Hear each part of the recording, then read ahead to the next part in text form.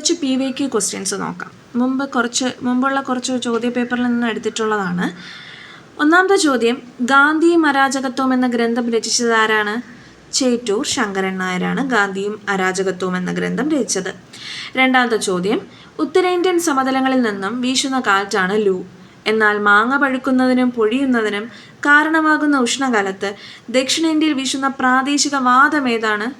Mango shower എന്നാണ് അതിൻ്റെ പേര്. 1986 ഉൾനാടൻ ജലഗതാഗത അതോറിറ്റി രൂപം കൊണ്ട ശേഷം ഇന്ത്യയിൽ 5 ജലപാതകളെ ദേശീയ ജലപാതകളായി പ്രഖ്യാപിച്ചിട്ടുണ്ട്. ഇതിൽ കൊല്ലം മുതൽ കോട്ടപ്പുറം വരെയുള്ള പശ്ചിമ തീരകനാൽ അറിയപ്പെടുന്ന ഏതാണ്? ദേശീയ ജലപാത 3, അതായത് NW3.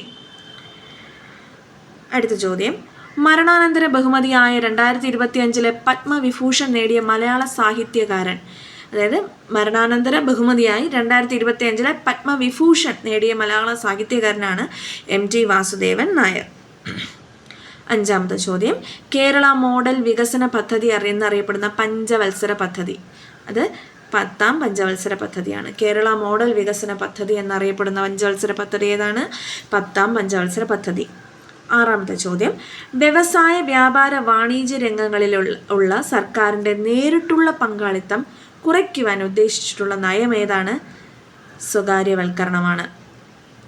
ഏഴാമത്തെ ചോദ്യം, സാമ്പത്തിക ചോർച്ചാ സിദ്ധാന്തം ആദ്യമായി അവതരിപ്പിച്ച ഇന്ത്യക്കാരനാണ് ദാദാഭായ് നവറോജി. സാമ്പത്തിക ചോർച്ചാ സിദ്ധാന്തം ആദ്യമായി അവതരിപ്പിച്ച ഇന്ത്യക്കാരനാരാണ്?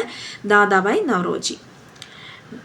എട്ടാമത്തെ ചോദ്യം, ആസൂത്രണത്തിന് വേണ്ടി പ്ലാനിംഗ് കമ്മീഷന് പകരം ഇന്ത്യയിൽ നിലവിൽ വന്ന സംവിധാനമാണ് നീതി ആയോഗ്. ആസൂത്രണത്തിന് വേണ്ടിയിട്ട് പ്ലാനിംഗ് കമ്മീഷന് പകരമായിട്ട് ഇന്ത്യയിൽ നിലവിൽ വന്നതാണ് ഇത് നീതി ആയോഗ്. ഒൻപതാമത്തെ ചോദ്യം, ഹോട്ടൽ വ്യവസായം ഏത് സാമ്പത്തിക